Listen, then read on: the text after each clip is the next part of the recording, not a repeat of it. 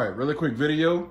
We're gonna be using some black beans. I bought the seasoned black beans, a cup of cooked brown sugar or either quinoa, some panko breadcrumbs. I like to get the Italian, chili powder, paprika, salt, pepper, mushrooms, carrots, garlic of your choice, 2 eggs. And I got some brioche buns and some mild cheddar. First thing you're gonna do is drain these beans and rinse them off. All right, get a nice little mixing bowl. Go ahead and dump your brown rice in. Go ahead and dump your black beans in. If a little bit of water still left on them, it's fine. But you wanna rinse those bad boys off like so. You wanna go ahead and crack your 2 eggs. Drop them in.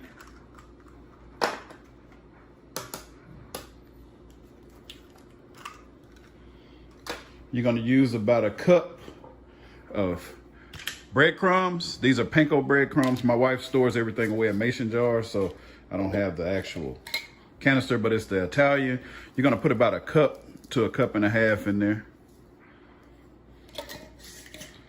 All right, after that, you're gonna take your chili powder and you're gonna sprinkle about 2 teaspoons in there. Not 2 tablespoons, but 2 teaspoons of chili powder. All right, then you're gonna take your smoked paprika, put about 2 teaspoons of that in there. All right, now you're gonna get your pepper. You're gonna put about 2 teaspoons of pepper in. Then you're gonna go with about 2 teaspoons of I use pink Himalayan salt.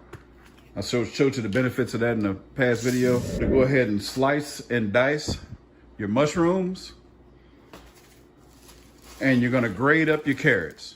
All right, Cravers and Seasoning Gang, you're gonna chop up like a cup to a cup and a half of these mushrooms. All right, there are your mushrooms. Time for the carrots. All right, while we're waiting to grate up our carrots, take you about a handful of cheese.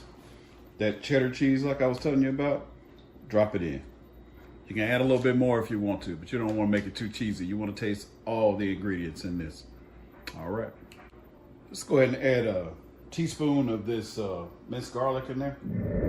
All right, now that I gave those bad boys a really good Gillette Fusion shave and wash.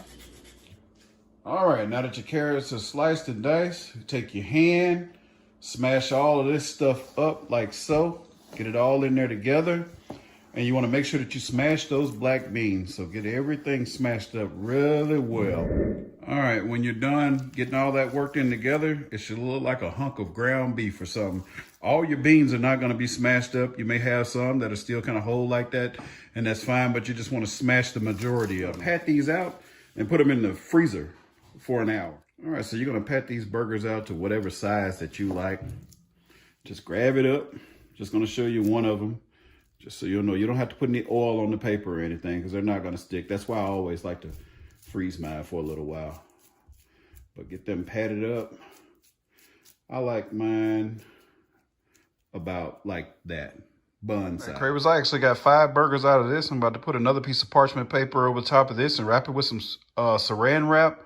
Throw them in the freezer for Seasoning Gang. I decided to cook these burgers on my gas grill, so I'm going to use this old pizza paper. Cook until they get a little crusty under the Go ahead and flip them. They start getting a little crust.